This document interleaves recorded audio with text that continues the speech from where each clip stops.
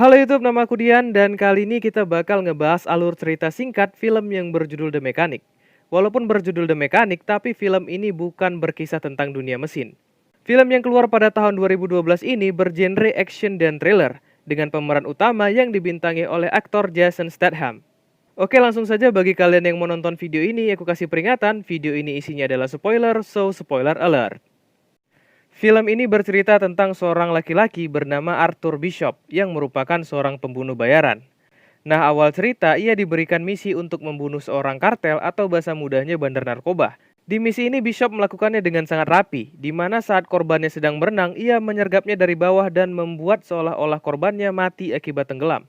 Setelah melaksanakan aksinya, ia pun pergi ke bawah tanah dan mengganti bajunya. Dengan memanfaatkan keributan yang terjadi, ia pun dapat kabur dan pergi dari tempat itu dengan cara melompat ke sungai kemudian pergi dengan berpegangan kepada kapal yang lewat.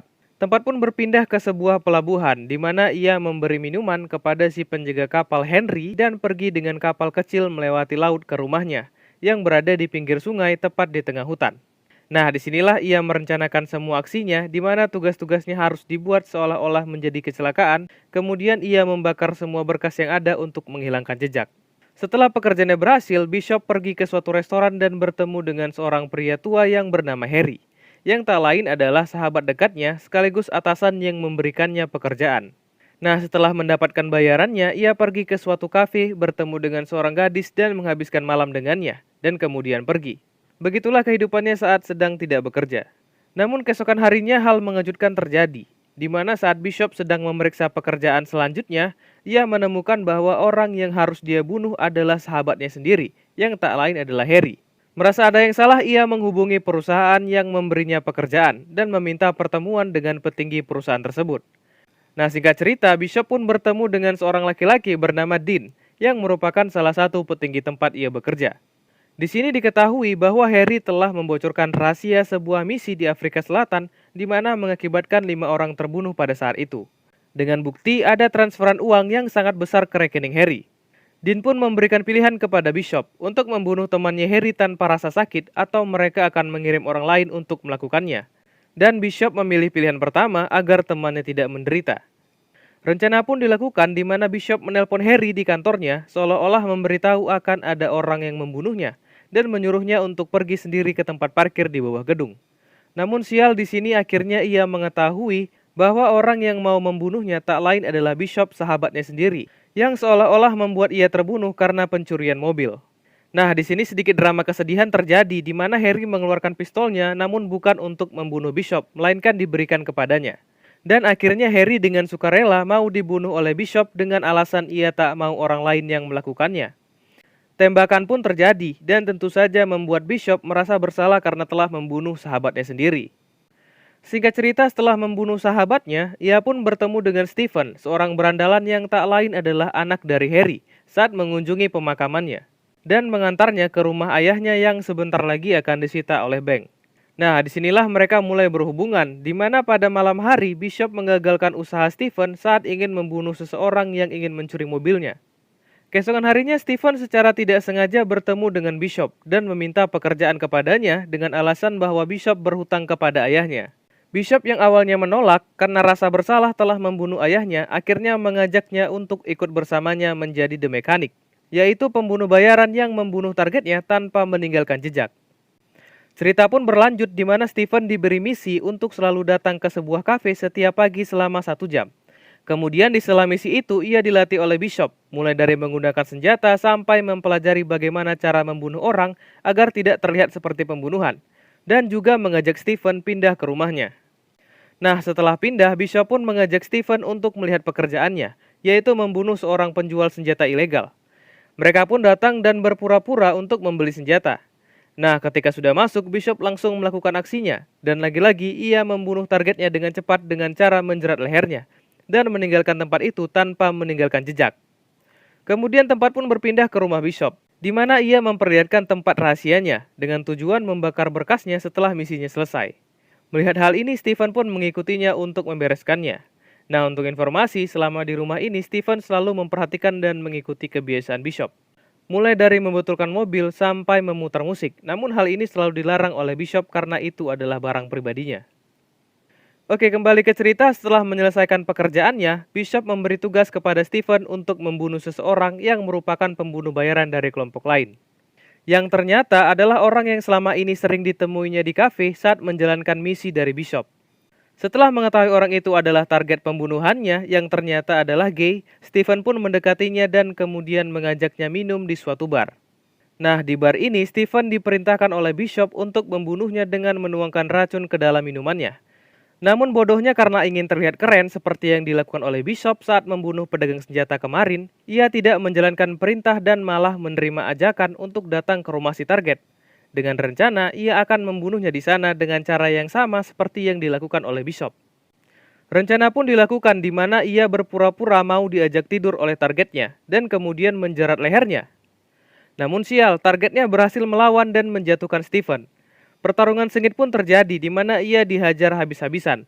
Beruntungnya, Stephen mendapatkan sebuah tongkat dekat perapian dan berhasil membunuh targetnya dengan cara menusuknya berkali-kali. Aksi pun diakhiri dengan penyesalan Stephen karena mengacaukan rencana yang sudah diberikan kepadanya. Cerita pun berlanjut di mana Bishop mendapatkan bayaran atas pekerjaannya dan juga telepon dari Dean yang menawarkan pekerjaan selanjutnya untuk dikerjakan. Bishop pun jelas menolak karena pekerjaan sebelumnya baru saja diselesaikan. Namun karena dorongan bosnya itu, dia akhirnya mengiyakan permintaannya. Oke, singkat cerita, mereka berdua membuat rencana untuk membunuh seseorang bernama Andrew Falk, yang menyatakan dirinya adalah seorang nabi agama baru. Nah, mereka berencana untuk membunuh Andrew dengan suntikan adrenalin yang akan menghentikan jantungnya. Rencana pun dilakukan di sebuah hotel di Chicago tempat target mereka menginap. Mulai dari memasang kamera untuk mengawasi dan sampai masuk ke ventilasi udara di dalam dinding guna masuk ke ruangan Andrew tanpa terdeteksi. Namun sial, saat sedang melancarkan aksinya, mereka mengetahui bahwa Andrew mengonsumsi sejenis narkoba yang membuat adrenalin tidak memiliki efek di tubuhnya. Dalam kebingungan, mereka pun memutuskan untuk berimprovisasi.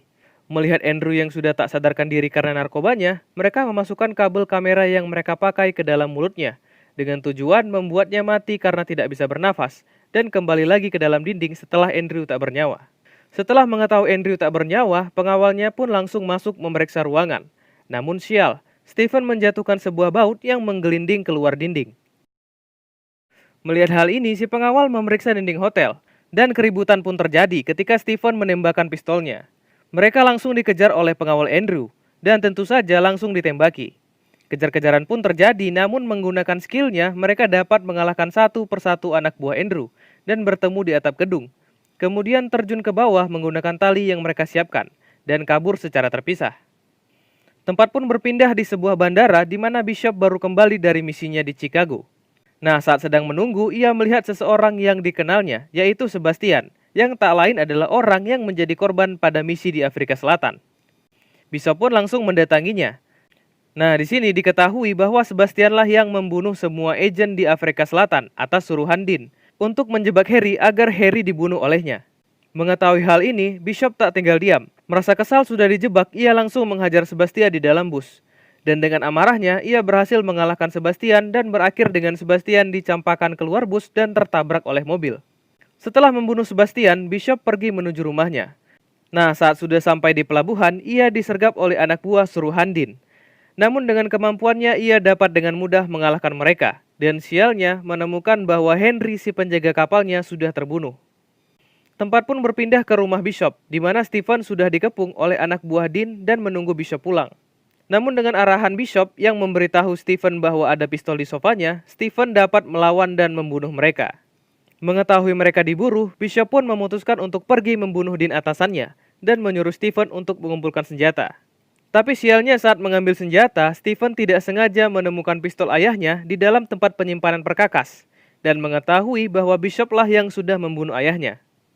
Oke, singkat cerita, setelah mengumpulkan senjata, mereka pergi menuju rumah Finch, si pengawal Dean yang ia jumpai saat bertemu dengannya sebelumnya.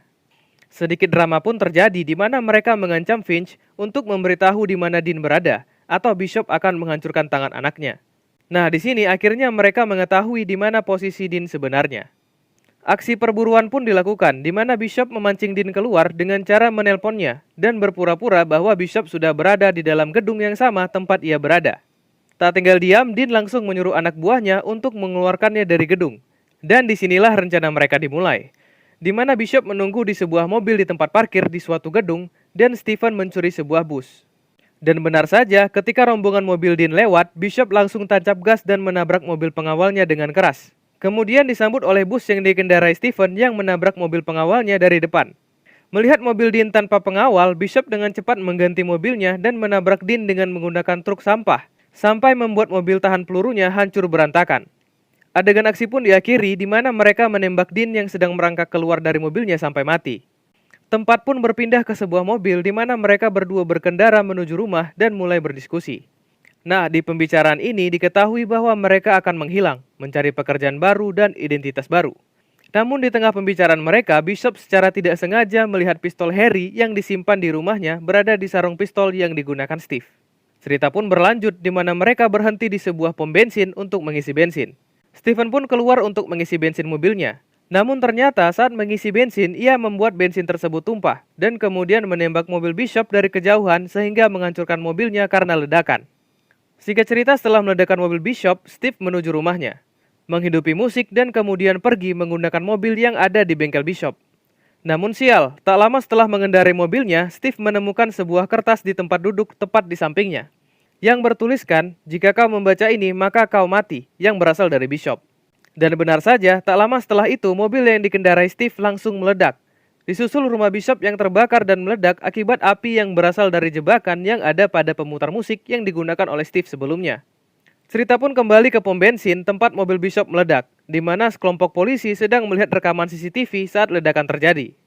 Nah, di sini diketahui ternyata Bishop berhasil kabur sesaat sebelum ledakan terjadi dan berhasil selamat. Film pun ditutup dengan adegan di mana Bishop berjalan santai meninggalkan pom bensin, kemudian pergi dengan mobil yang sudah ia persiapkan dan film pun berakhir. Oke, waktunya sedikit review. Film ini memiliki cerita yang bertingkat-tingkat dan tujuan yang berbeda, sehingga tidak bikin bosan dan enak untuk ditonton, di mana cerita yang disajikan mulai dari membunuh temannya, membalaskan dendam karena ia sudah ditipu, sampai akhirnya membunuh anak dari temannya yang sudah dilatihnya. Nah, kelemahan dari film ini adalah durasinya yang terlalu singkat. Jadi dari banyaknya cerita yang ada, disajikan dan dipadatkan hanya dalam waktu 1 jam 30 menit. Oke, sampai di sini dulu video kali ini dan sampai jumpa di video berikutnya.